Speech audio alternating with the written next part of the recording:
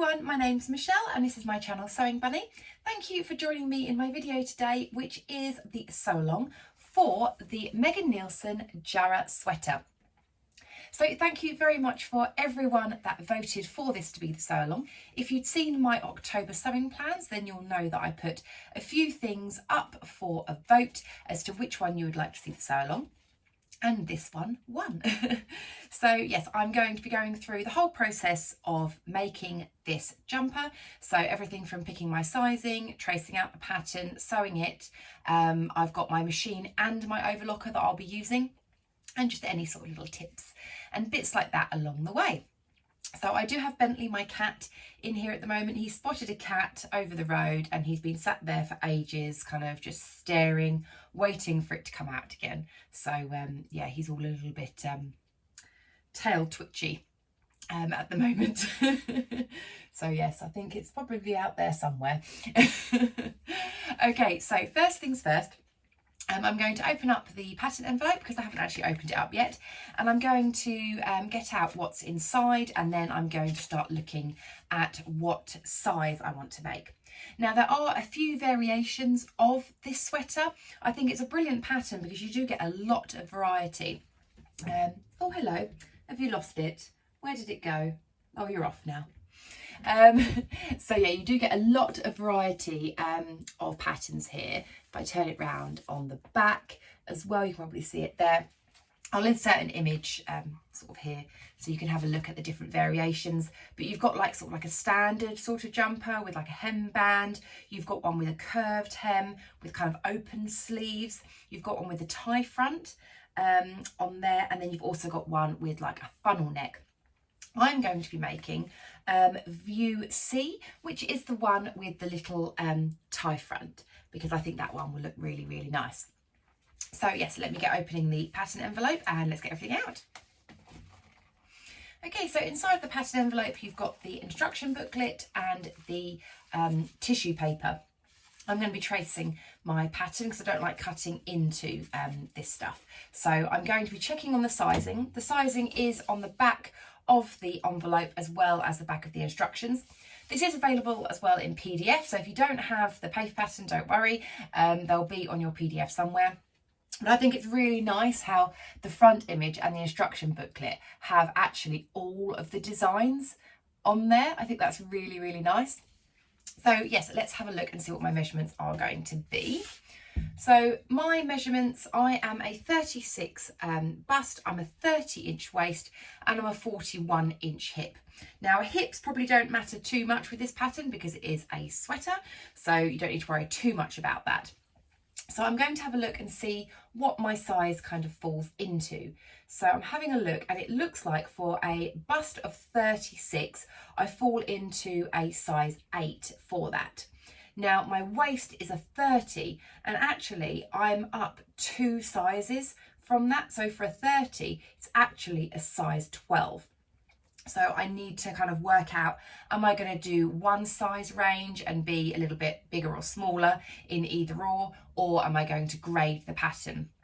So I'm going to have a look at the finished garment measurements because that should hopefully give me a bit of a better idea of how the jumper is going to fit. So the finished garment measurement for a size 8 for bust and waist. So it seems like it's a pattern which is very straight. There's not much sort of like curve in there.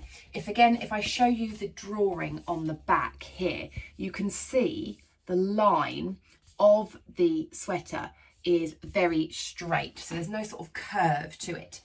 So it's saying for a size 8, which will fit my bust, it does say that yeah, the finished garment measurements will be 44 1/8 of an inch. So I think that's going to be absolutely fine. So I'm going to stick with my bust measurement because I prefer to stick with my bust measurement than my waist measurement because, well, as you can see from the finished garment measurements, it is going to just skim over the waist, and the most important thing is that it fits more up here.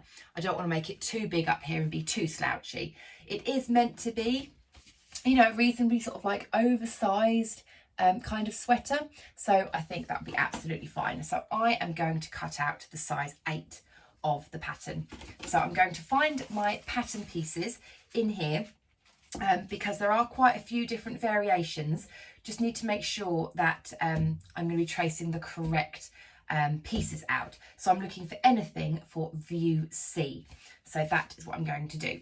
You can, you know, vary like the arms on this, or the neckline, depending on if you want the tie front. You can do the slit open sleeves or the funnel neck with it as well. So just make sure you know exactly which pattern pieces you want to use and work out which ones they are, because yeah, there's going to be quite a few on here. Okay, so I'm going to whack you on a fast forward whilst I'm tracing out.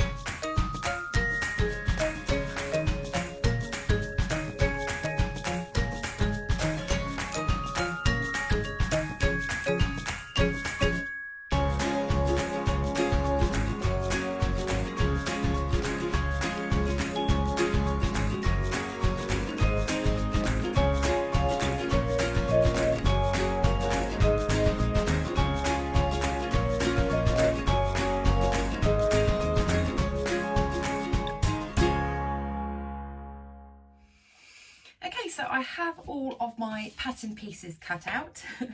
I said to check which bits you're tracing out. If you are tracing like me, I traced out the wrong arm the first time, so I had to save that. I've just folded it up and popped it in the packet for later if I do want to use it. But yeah, I have got all the correct pieces now.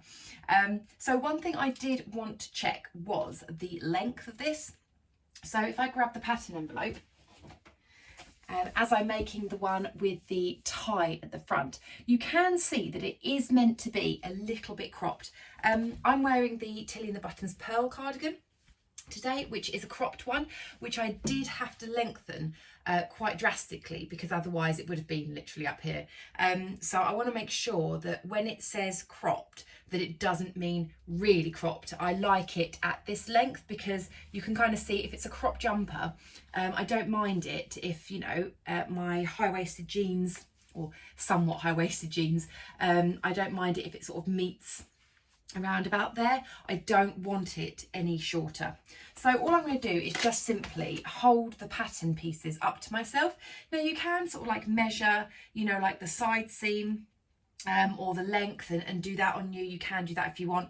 I just personally just pick it up and pop it on me because the tracing paper is quite flimsy, so it does kind of, you know, help to kind of visualize it maybe a bit more. So all I make sure I do is on the shoulder seams, couldn't get my words out then, I just make sure that they're sort of lined up to where, say, my shoulder seam is up here. Now it's got a very small seam allowance, this pattern, so I don't need to worry too much about, you know, the seam allowance, but it's just kind of getting just a rough idea.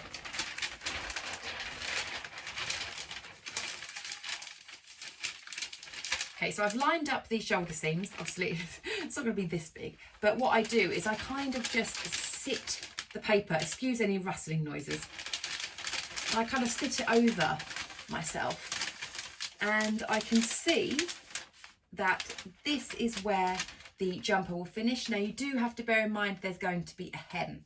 Now there isn't a massive hem on this one, it is ever so slight. And you can kind of see where my pearl cardigan is and where the jumper is.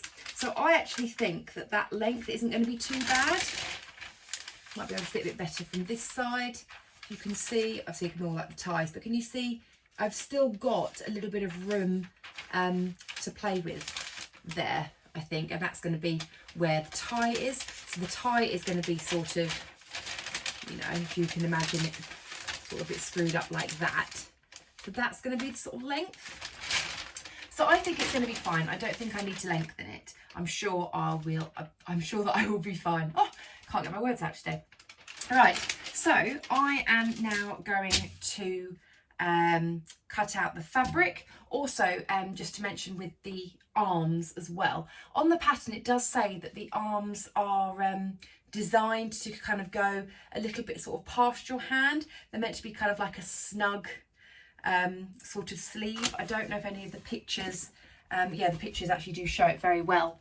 You can see there it kind of like goes over the hand a little bit. You can see it on both of those there. So that's how it's meant to be, which is perfect for me, because even if it doesn't go over, I've got quite long arms.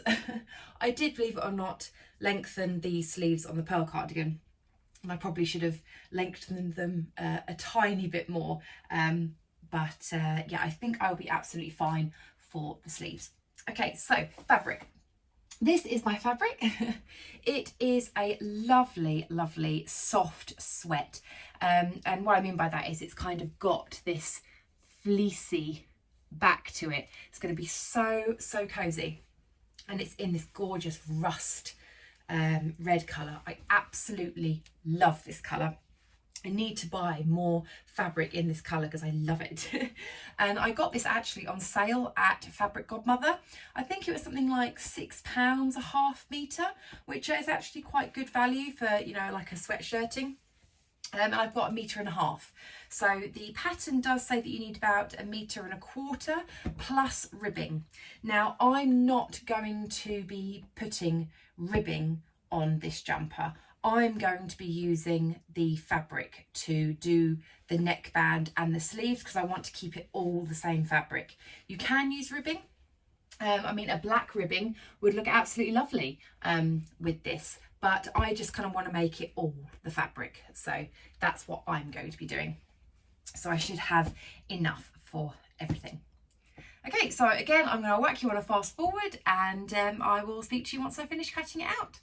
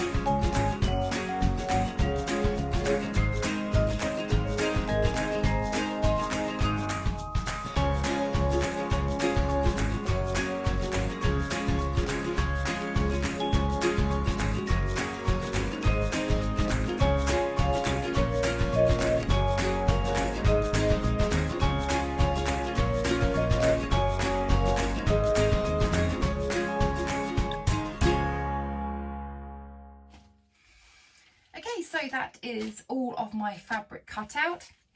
When I had the big piece at the front laid out on the table, I do actually have a stool down here that I kind of stand on when I need to, just to kind of get really over so that I'm being very precise with that cutout piece.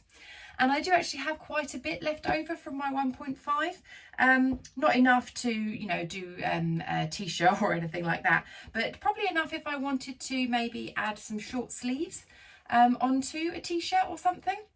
which may be quite nice. So I will keep that remaining there. Okay, so first step is I need to sew up the shoulder seams together. So I'll need my front piece and my back piece. Okay, so I'm going to grab my back piece and I'm going to lie that with the right side of the fabric facing up towards me. And then I'm going to grab the front piece. Now you'll know, especially if you're doing version C like I am, it's quite easy to spot which is the front piece because I've got my little cutout. Now if your pieces are looking very similar, then what you can do is you can always mark the front piece, maybe with a pin or something. I tend to do that if both pieces look the same, but because I know it's got the little cutout bit, I know that's the front piece. So you can lie that one over the top. So that's right sides together. And you want to line up the shoulder seams, so the bits up here. And then you want to get those secured in place. Now I like to use pins to secure my fabric together, but you can also use these little clip things as well. They are very good to hold the fabric in place as well. My preference is just pins. I like pins. And then what you need to do is you need to sew these together. Now what I'm going to do is I'm going to sew these directly on my overlocker. The pattern does give a 6mm seam allowance, or I think that's 1/4 of an inch, I think it is. So it is quite a small seam allowance. So I do think the pattern is kind of designed, you know, to go on the overlocker. However, if you don't have an overlocker or you're nervous about using your overlocker, don't worry at all. You can still make this jumper without an overlocker. Just my personal preference is I'm going to directly overlock. If you've got an overlocker but maybe you're a bit nervous about using it, then please feel free to just sew the seam using a zigzag stitch, or if you have Maraflex thread, which is a slightly stretchy thread, you can do a straight stitch, and then if you've either straight stitched or zigzag stitched, you can then finish off the seam with the overlocker, and then that means you don't have to worry about the fabric sort of moving around or anything. If you don't have an overlocker, then just by all means sew the seams in place. So again, yeah, you can use a zigzag stitch so that it will stretch if you're using regular thread. If you're using Maraflex thread, then because it's got that stretch to it, you can just use it on a straight stitch. So I do have some Maraflex thread here, which I'm going to be using for when I do the hem, because then that means I can just do a straight stitch down the bottom. So I don't have any orange, I've only got red, but it's similar enough. I'm not that fussed. I don't want to use black because it's too contrasting, but I think that'll be absolutely fine. So yes, I'm going to now do this directly on my overlocker, and then I'll come back to you once I've done that.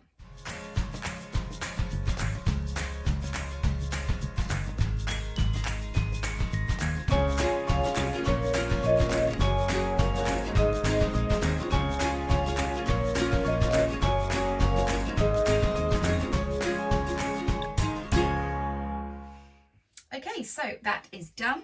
I have overlocked the shoulder seams, and in case anyone's wondering, I don't like tie off my ends or anything like that yet because I'm still going to be attaching things. So I just literally cut them so that I've got the loose bits on the end. So that's the shoulder seams done. Now in the instructions, it does say to then move on to doing the sleeves. What I'm going to do though is I'm going to do the neckband, because I like to get the neckband in pretty early on. I prefer just to literally do the shoulder seams, then do the neckband, just because I think it prevents any sort of stretching out as you're kind of working with the fabric. So I just prefer to put my neckband on as soon as possible. So before I do the sleeves, I am going to be attaching the neckband. So let me just grab that piece. Okay, so I've got the neckband here. And what we're going to do is we're going to fold it right sides together and then sew the ends closed. I'll do a little zoom here, because what I do is I don't overlock this bit. I actually do use the sewing machine, because then I find it easier when you're pressing the seams open to get a little bit more of a flat neckband at the back. And also, if you do want to insert a label, there are a few different variations in how you can attach the label. So I thought I'd just go over that as well. Okay, so here is our neckband piece. Now you can tell with my fabric it's a little bit curly, but don't worry too much about that. What you want to do is these ends, you just want to bring together. So right sides together. So you're lining up this side here. And what you want to do is just pin that or clip it in place.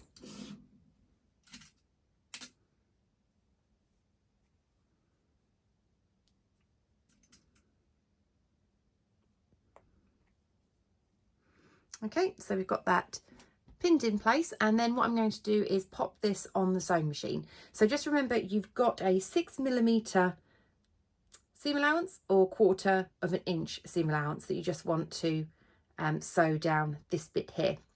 You can overlock it if you want to. I just personally find sewing it just creates a little bit more of a flat edge when you put the neckband together.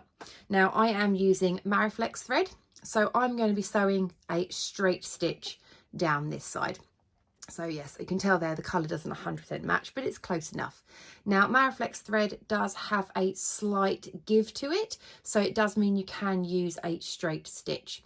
So I'm going to load this in the bobbin and the main part of the machine as well, so that then both sides of the fabric have the Mariflex thread. So it just means it helps with any stretching that needs to happen. Now, one little tip I just thought I would mention, this is a fresh thread for me. So before I pop it on the machine, now quite often with this sticker here, I don't know about you guys, but some people I know will peel the sticker off and then maybe forget what number it is, and in which case if this was a thread that you needed to use for multiple projects and things, you could use the you could lose the number. Some people might use like a pin or something and like poke it there or something, but sometimes it can get a little bit gunky on the machine like spoke. But what I find, and usually works quite well, is literally if you were to grab your seam ripper or a pencil or something like that, I just normally poke it through the top like that, and that means that I have quite a clean edge, so I don't have any sticky, can you see there? I don't have any sticky or anything like that around there. And I can still see that it is colour number 12. So I just thought I'd mention that because, yeah, I don't know why, but I just suddenly did that one day and I thought, oh, that's actually quite a good idea. It means I don't have like my spoke on my machine getting all sticky through all the labelling, and it still means I can remember which colour I'm using. So yeah, little tip there if anyone's interested in that. Okay, so I'm going to sew this short edge together, then I'm going to press it open.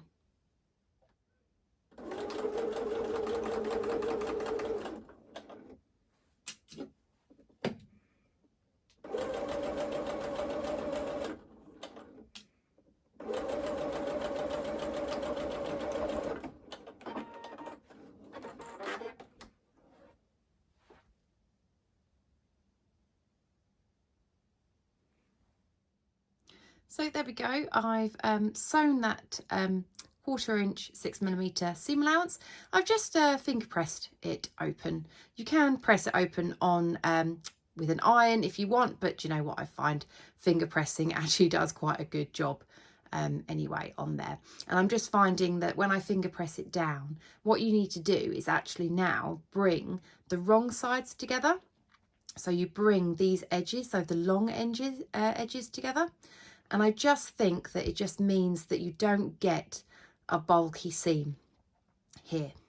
So we want to bring all of these edges, so this whole edge, and bring them all around. Now what I like to do is I like to pin this in place.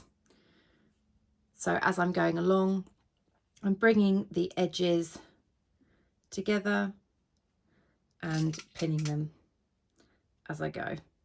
I just like to do that because I like to work with the whole neckband all nice and sort of even, because you can, as you can see, this does roll, and sometimes if you don't line things up properly and you're trying to attach it to the neckband, you could accidentally, you know, sew it together when it's kind of rolled up and everything.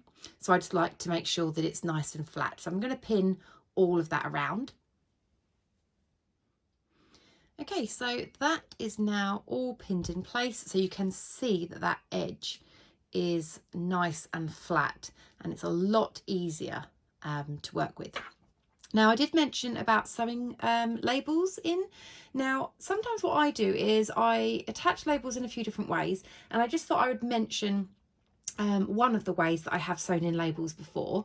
So for instance, if I wanted to use, say, like a flat label, like this one here, let's say, and if I wanted to sew it actually on this back bit here, because sometimes people don't want to put them on the actual inside part of the back, they might just want to put it on the inside part of the neckband.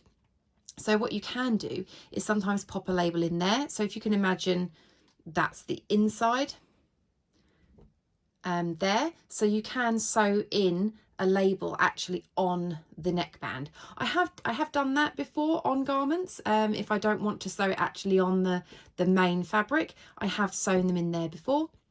So what you can do is use a fabric glue pen to stick that in place, or some pins, and before you sew it on the machine, you can take a few of your pins away, and then you can sort of like open up there so you know exactly where you want it to go, and then you can sew it in place there, and so it means any of your stitches behind when you folded it in half are all hidden. So that's one way you can do that.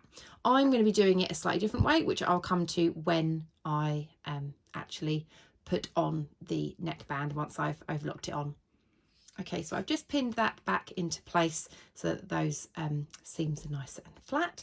I'm just going to grab the bodice of the sweater now, just so that I can get attaching this. Okay, so we have our bodice. We've got it currently inside out. We actually want to turn it the right side out. There we go, so it's right side out, and you can tell because of the tie at the bottom down there, or you can simply tell because the back is higher than the front, so you know that this is the right way up. So what you want to do is you want to get your neckband and you want it to sit along this bit here. So the best way to do it is, I find, if you've got, you see your centre back part of the neckband there, you want to fold that in half. Now I must admit, this neckband piece did have notches going around it, but I didn't add them, and that's just purely because I'm so used to putting neckbands in that I don't need notches anymore. But there will be notches there if you need them. Now what I've done there is where the centre back neckband part is, I've then marked the front part of the neckband as well. So for me, I just use the back and the front. Now on the pattern, I can tell where the front one is because, can you see there is a little notch there? Don't know if you'll just be able to see that little notch. And the back, I can tell because I can see the fold.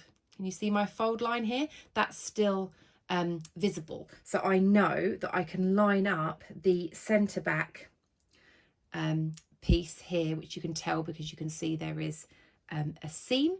You can line that up with there, and you can line this one with there.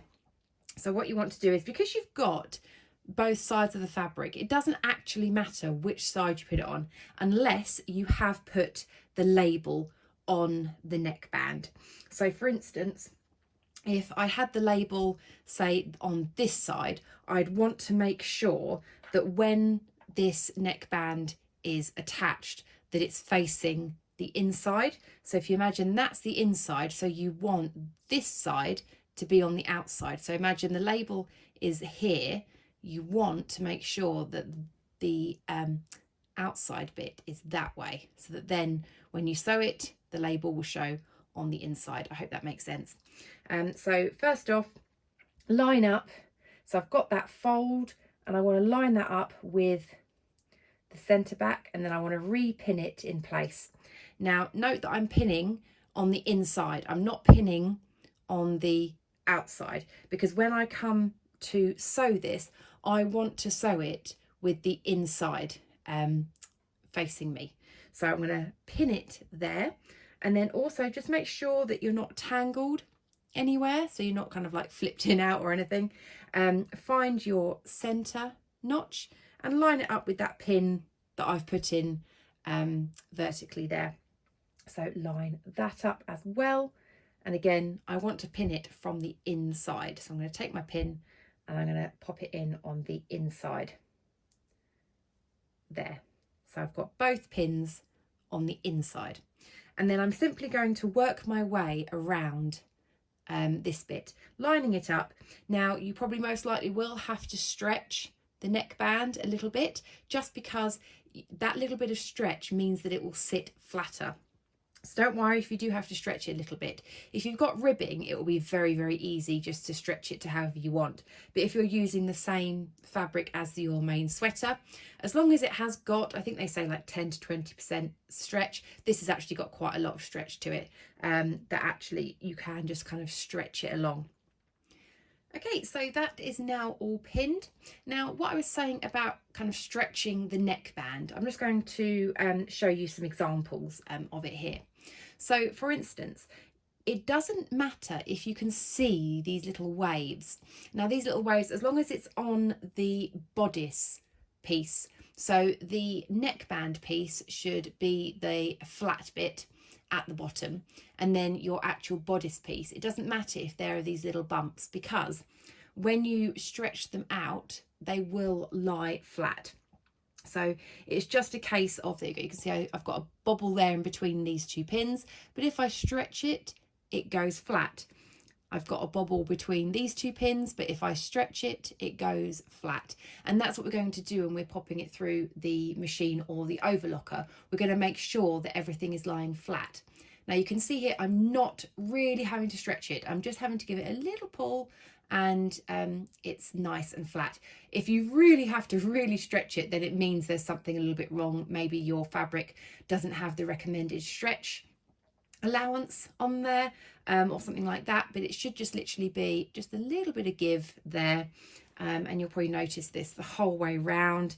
Just check in between your pins, there'll be a little bobble, you can flatten it out, and that's what I do the whole way around, is just making sure that all those bobbles in between the pins can very easily be flattened out. So also one thing to note is, let me just find the back. Okay, so this is the back piece. I can tell because I've got my seam here at the back. So if you've got a label in the neckband piece, this is the side you want it in. Yeah. Just check on your shoulders.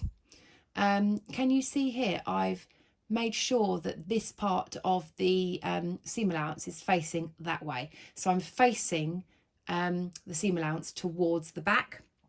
Again, on this side, the seam allowance here, I've pushed it that side, so both of those shoulder seams are facing the back there, and that's just because when I come to do the sleeves and everything, I know that both of them are going to be facing in that direction.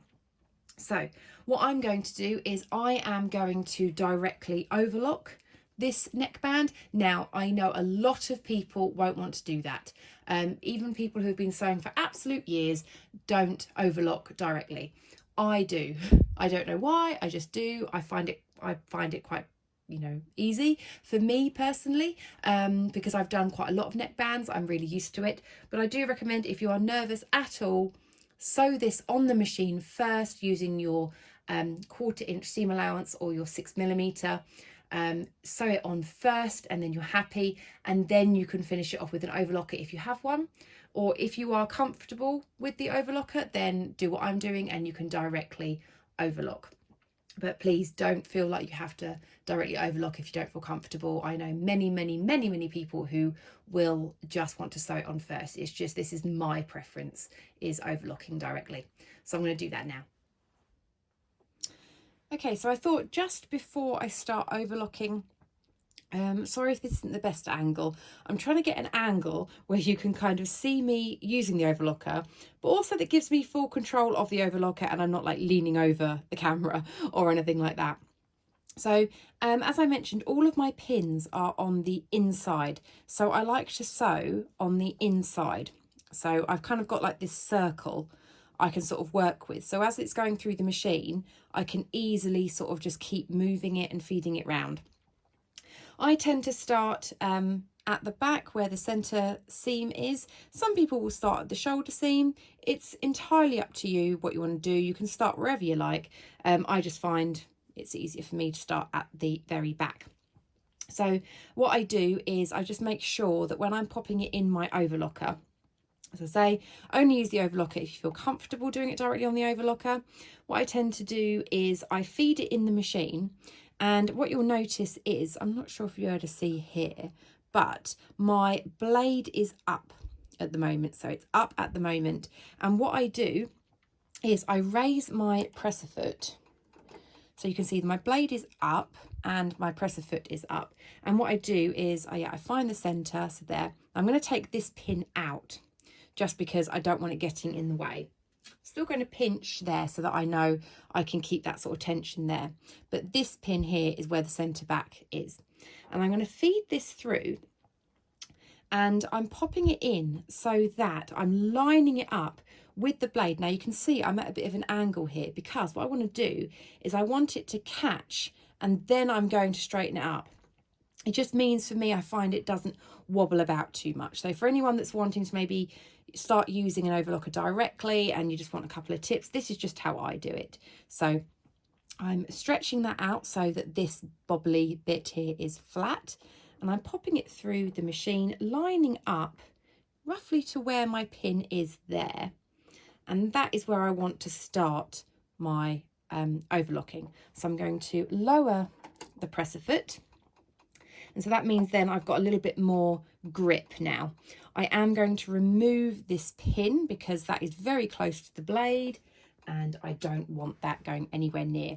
And then what I'm going to do is start it off, and as you can see, I've got my little wave here. And as I go, I'm just going to gently make sure it sits flat. But as soon as this bites, I'm going to then move it this way. I really hope that makes sense. So there we go, it's bitten a little bit of that off. Now I know that it's kind of in there a little bit. You just want to make sure that underneath is very, very flat. You haven't got any bunching of fabric. And you see I'm only cutting off what is the recommended. And as I'm going round, I'm just making sure that everything is lying flat, taking my pins out early enough. So just keep checking underneath is really, really flat. Taking your pins out nice and early. You don't want to be running over any of those pins.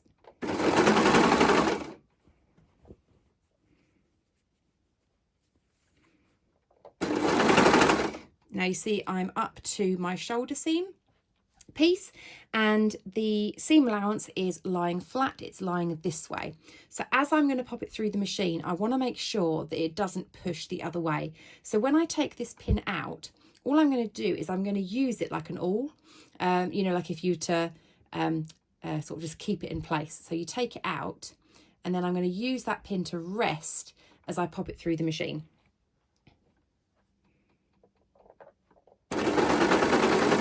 Can you see there? So it means that it's in the right position.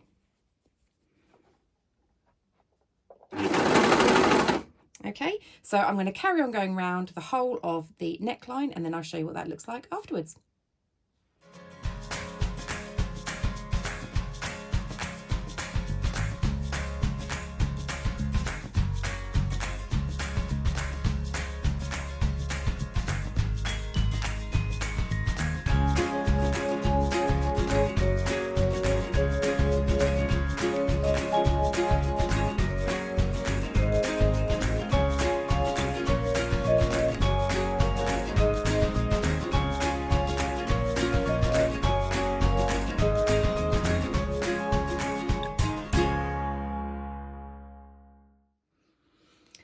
just another thing before I finish it off, you can see here, this is where I've started.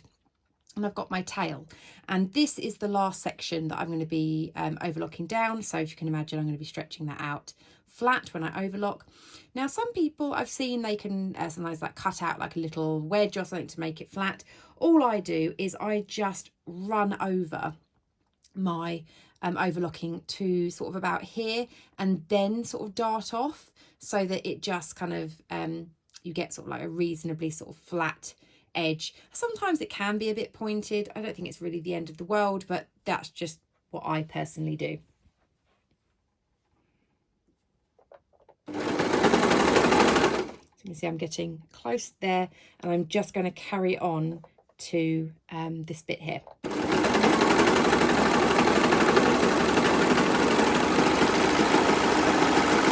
And then I run off. I cut it, so that is the inside there, and that's that side there. Okay, so we can see now all that overlocking is done, and the neckband is all in place. Now, it does need a press and everything, but if you notice, the overlocking is naturally falling down this way, and that is because I find if you sew on the inside the way that I did on the overlocker, it will always naturally fall this way. If you do it on the other side, you may find that the overlocking wants to push up that way, but I always find if I do it on the inside, that it just naturally sort of falls in place. I really hope you can kind of see that a little bit there. Also, a few people might want to know how I finish off my overlocking. So you can see I've got my little loose tail here that I've cut.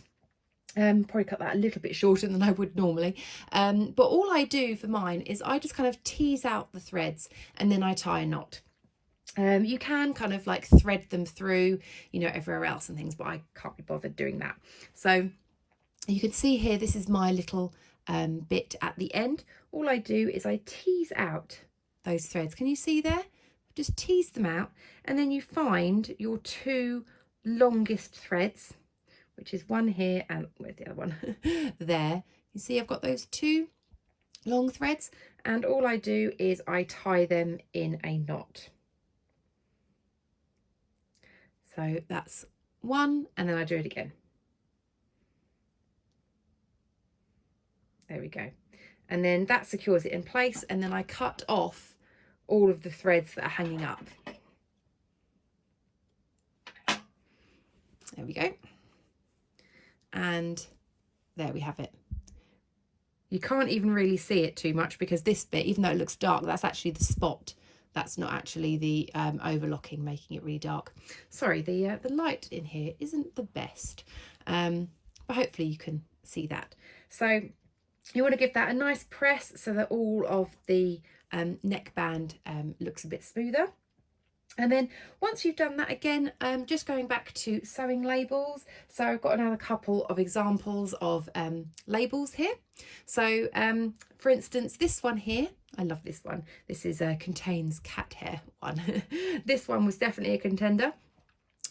So what you can do on here is sometimes you can just pop it in the back there, if you like, and you can fabric glue it or pin it in place, and then just directly sew like either side here on your sewing machine. So it just means on the back of your garment you will have some sewing lines, but to be honest, you see that quite often in ready to wear where they've you know, attached a label or something. I personally don't mind how that looks, and I've done that with plenty of my garments, so that is an option. But the one I'm going to use is this one here. This one is one I got in a So Hayley Jane box. It says, "Well, I do love spots," which is a 101 Dalmatians reference, if you know. And I thought this one would be absolutely perfect because it's got lots of spots on.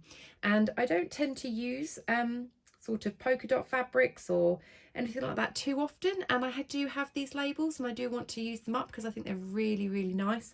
So yeah, I am going to be popping that one in. Now this one is like a folded over label. So what I'm going to do with this one is I am going to actually attach it to the overlocking. So what I'm going to do is, so this is my back. You can just about see my center line there.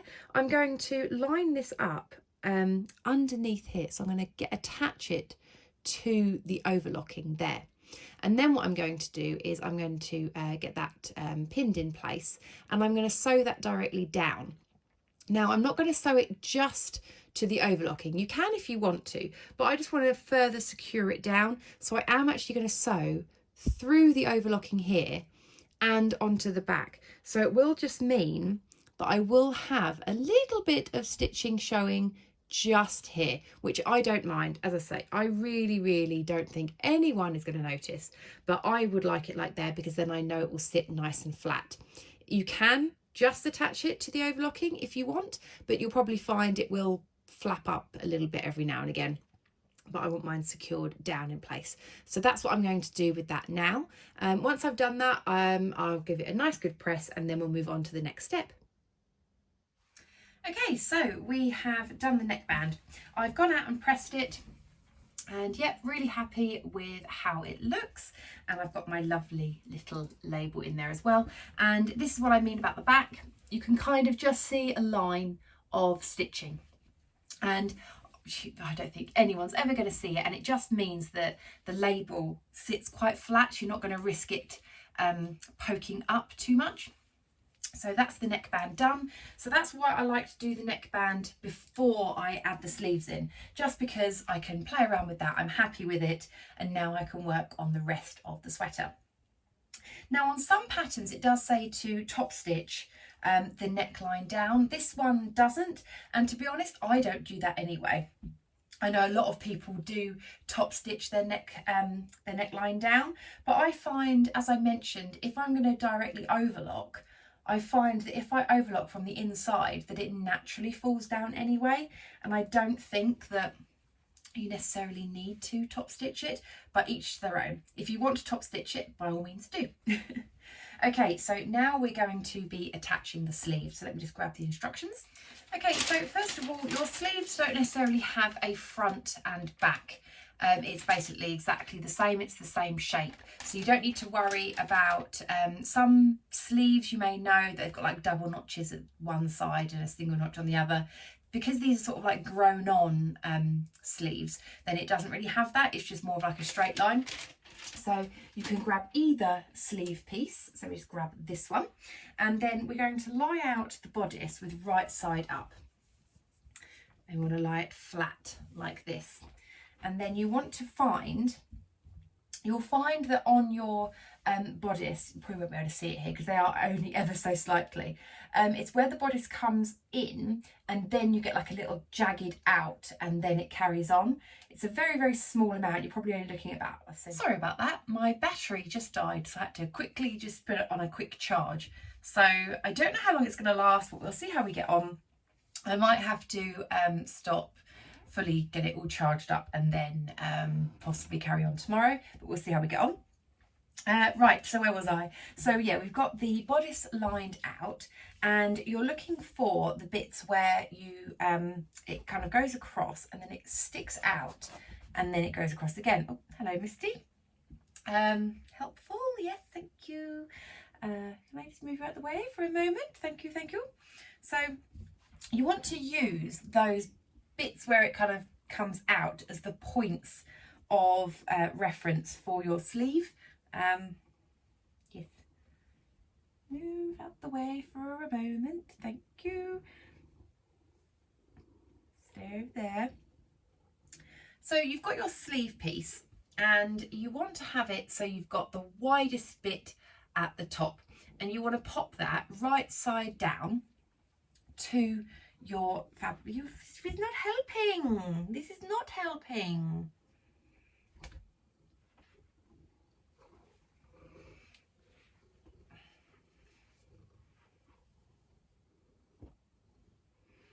So basically you're lying it right sides together, so that the bits where your fabric sort of poke out and around is where you're lining up the corner. So yes, I know, right, I'm going to have to feed this one. So yes, I will be back in a moment. Okay, let's try that again. So you've got your sleeve piece with the widest bit at the top, and you want to lie that facing down so it's right sides together, and where those bits sort of jagger out, you want to line up the corners there, and then the middle of your sleeve you've got a notch, and you want to line that up with your shoulder seam. So line that up there and get that pinned. And again, so with the sides, you want to line that up with a bit that sort of juts out. And then the same on the other side.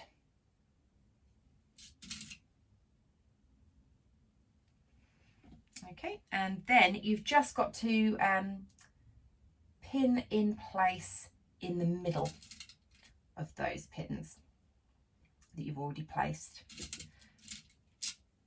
And it should fit really nicely. You shouldn't have to stretch anything. It should just fit really smoothly. Okay, so that's all pinned in place. So if I hold it up, you should be able to see there. So I've pinned it all in place along there. So you want to do that for the other side as well, and then sew that. So I'm going to directly overlock. So again, up to you. You can either directly overlock, or you can sew on its own, or sew and overlock afterwards. I'm just going to directly overlock. So I'll do that on both sides, and then I'll come back to you.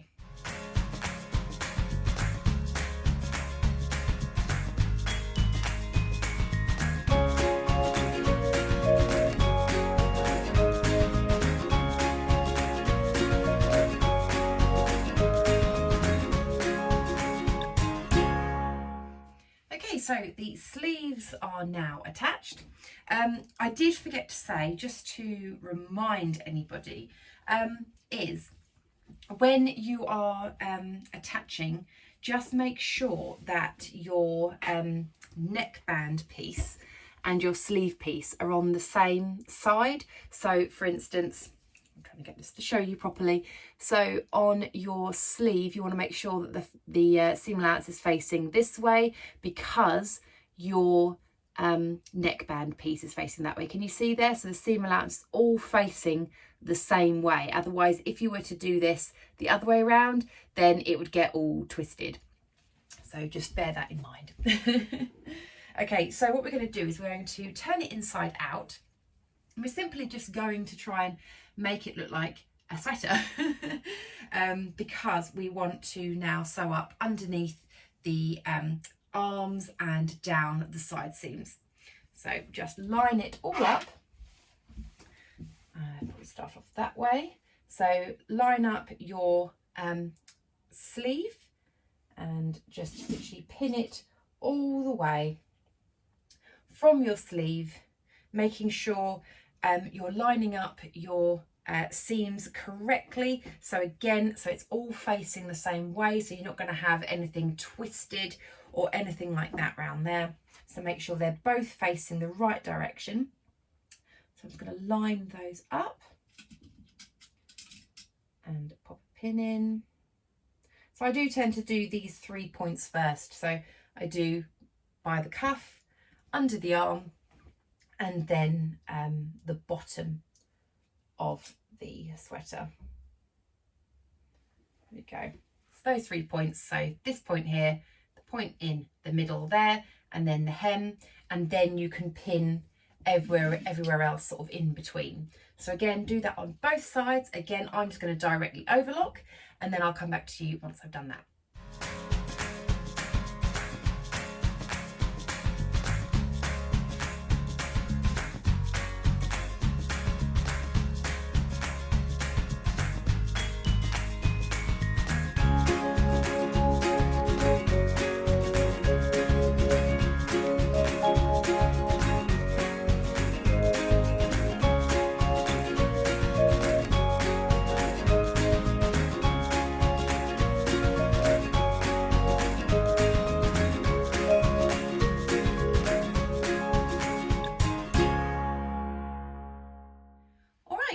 that is that step done. So we've now got the side seams and underarms done. So we can see now it's definitely taking shape.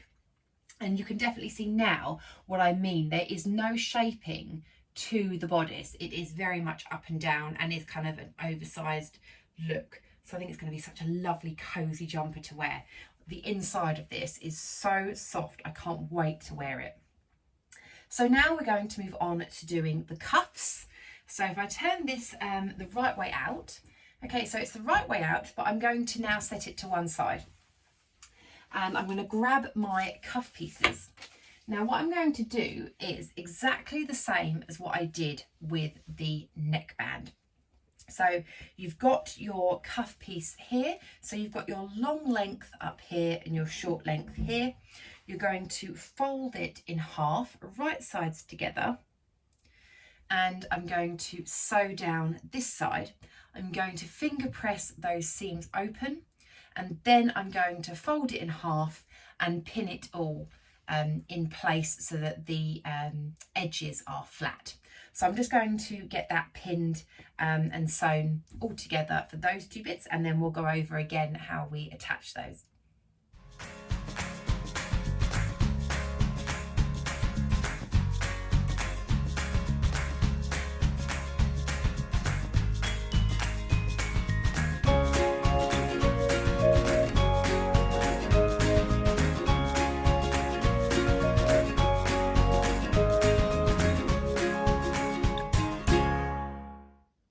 Okay, so the cuffs are done. So exactly in the same way that I did the neckband. So I finger pressed those seams open and then I folded them together, and then I've just pinned those edges in place just so that they don't start curling up and being a little bit annoying.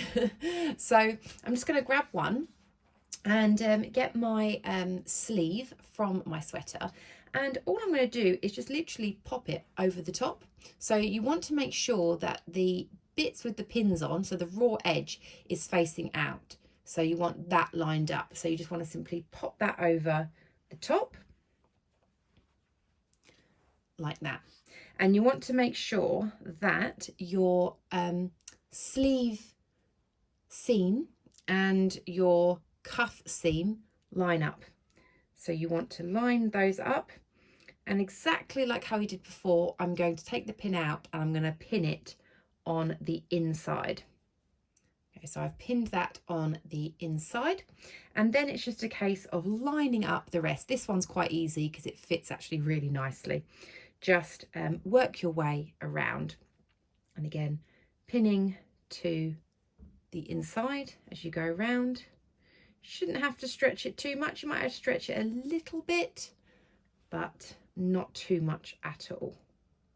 And that's actually really quite a nice fit. Just moving all my pins from the outside to the inside. Untangle that a bit. There we go. Can we see there?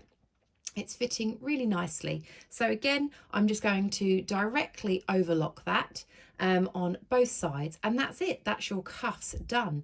Really, really nice and easy, those ones.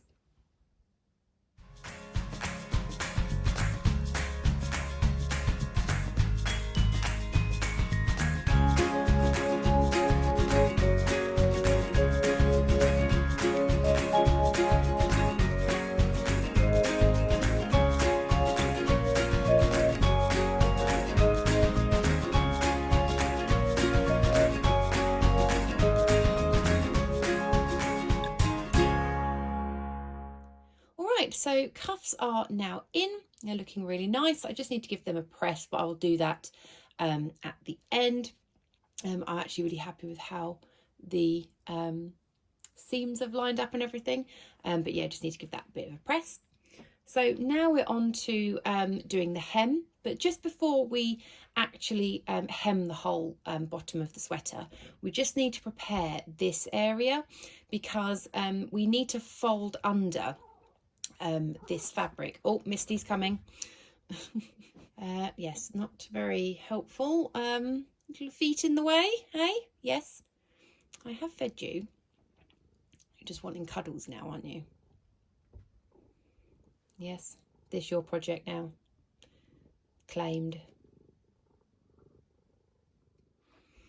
Okay, so sorry about that. So yeah, this area we want to prep because we want to turn under the fabric. But as you can probably imagine, turning around on that sort of curve is going to be a little bit difficult. So what we need to do is we need to do some basting, cut into it so that then you can get the fold over kind of quite nice and flat. So that's what we need to do here first. So what you need to do is, it is 1/2 inch above this bit here is where you need to do your basting. So what I recommend doing is actually measuring and maybe drawing a little bit of a guide, which I'm going to do. So bear with me and I'll do that. Okay, so I've got my ruler and my chalk pen. So I'm just going to measure 1/2 inch, or make a little mark 1/2 inch away. Probably starting about here. Do one there.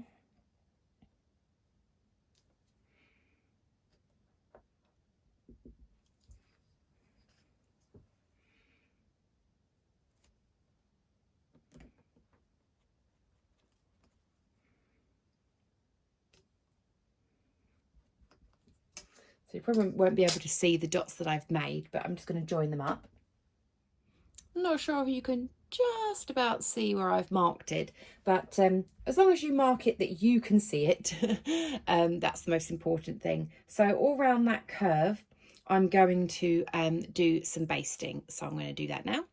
Okay, so hopefully you can see where I've sewn. So I've just followed my line and I've just sewn a normal line of stitching there. So I've still used my Mariflex thread. I've done just a straight stitch. If you don't have Mariflex thread, then the instructions do say to still do a straight stitch, because what you're going to do is you're actually going to cut into this to create some chunks out of it. So when you turn it under, it it lies flat. So whatever you do, just make sure you do a straight stitch for that. So now what I'm going to do is, I'm going to cut into that. Okay, I think that lighting's a little bit better. So you can see the stitching where I followed along that line that I created, and I've cut out a few chunks just because when I turn it the other way around, it is quite difficult to see, unfortunately, but because I've made those little cuts, when I'm turning the seam allowance down, which is going to be 1/2 inch, so I need to actually measure that. When I'm turning that down, it just means because I've got these cutouts, turning it is going to make it a lot easier to manipulate around. I mean, I really don't know if that's kind of showing it at all, but it does just kind of help it that way. So when you sew, you're not going to get any bunching. It's going to lie nice and flat. So as I mentioned, the hem of this sweater is 1/2 inch. So what I'm going to do is I am going to start turning under 1/2 inch. Now, quite often what I would do is I would overlock the edges and then turn it under, or do a double fold. But actually in this instance, I am just going to leave the hem raw.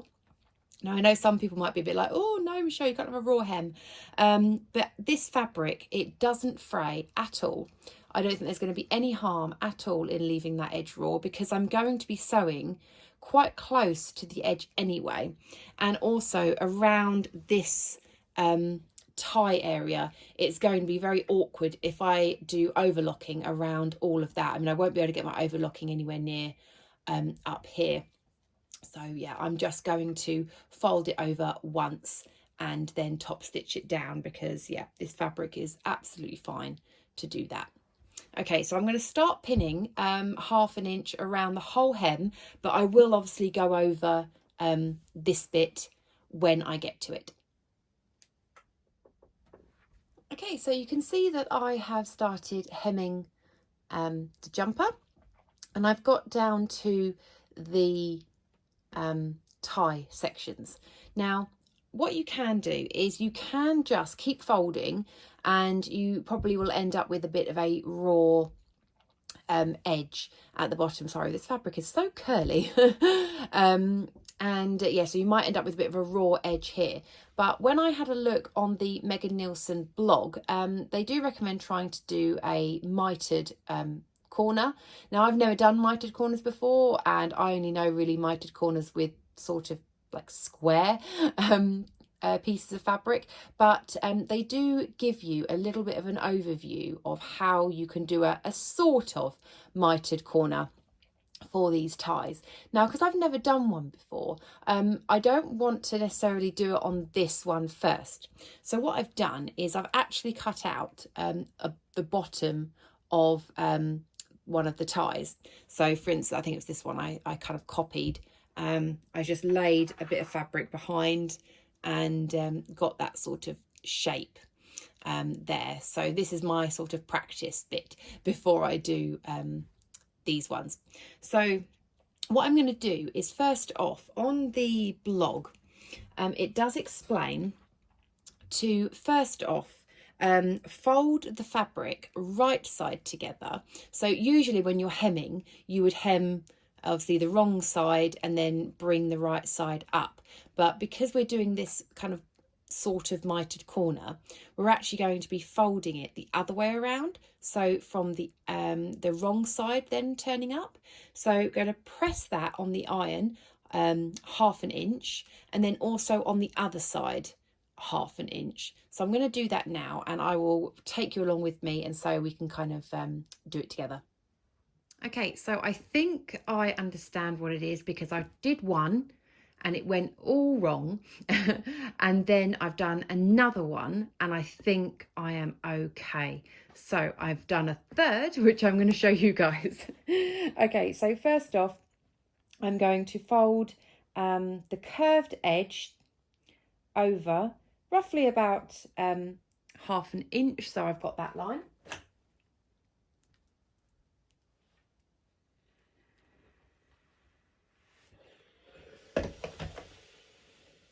Okay, so I've pressed that down. Now I'm going to press the straight edge over, the same, my 1/2 inch.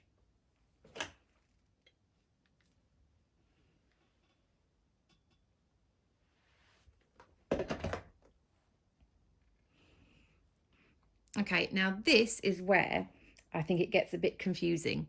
So what you've got to do is sort of open up these seams. And it's actually where this bit is that you need to kind of grab. So it's kind of grabbing those edges just there. This is really difficult to show, but it's grabbing them until this bit is actually lying flat. So you're not grabbing the seam allowances and, like, you know, doing it in half. You're grabbing the seam allowances and then almost like pushing down. So you're kind of getting that flat shape. I really hope that makes sense. And then pinning that bit. So I'll get it pinned and then hopefully I can show it to you a little bit better.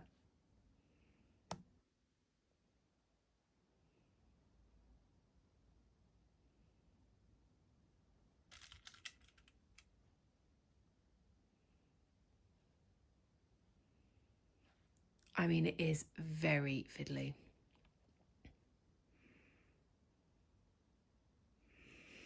Okay, I'm going to take you to the other room and show you. Okay, so again, I'm just showing you here. Can you see, this is my press line, but what we're doing is it's just the pinch bit of that. It's like you're wanting to create a flat bit there. And so you've got a very, very small amount you're working with. So what you're going to do is, again, I'm hoping you'll be able to see this fold line here. It's not there that you need to sew. It's actually kind of down here and down there. So I'm going to sew it and then hopefully show you so it kind of makes a little bit of sense. So here is my line. So again, can you see this is my fold line here, but it's actually that sort of line that I'm doing, because I've pinched it and flattened it. So if I just cut off some excess,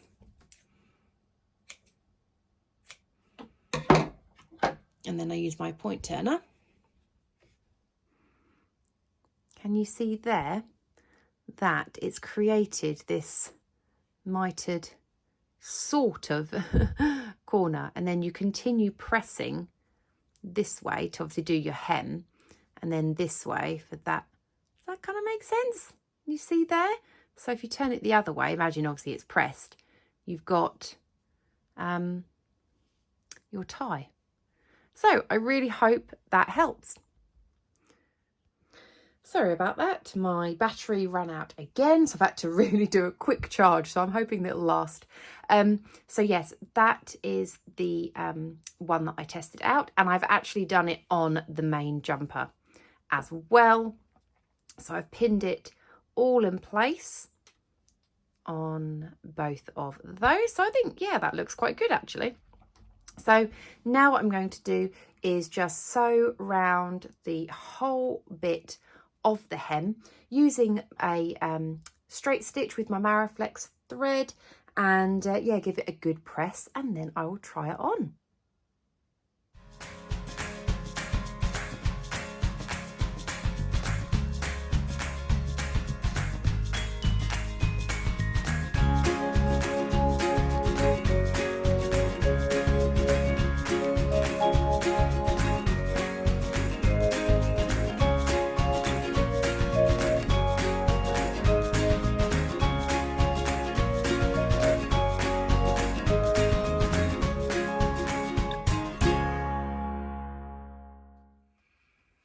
Okay, so I am finished.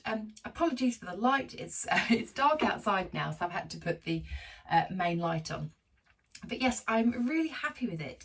I do really like the fit of it across the bust and the shoulders. By no means are the sleeves long.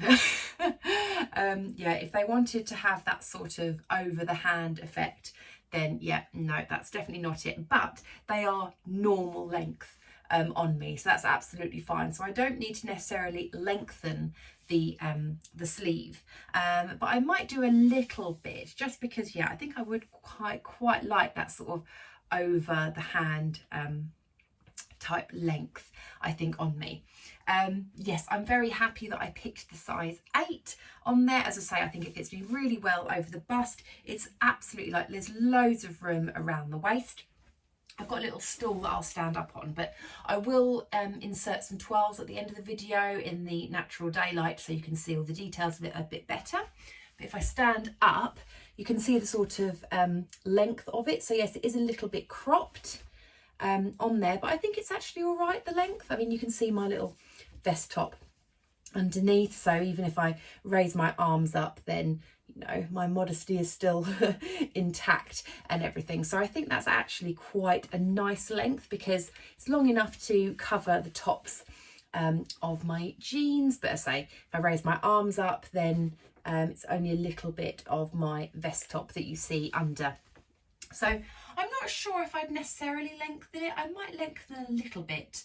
If I make another one, I probably would like maybe an extra inch, I think, on, just for, you know, just to cover just a tiny little bit more, I think.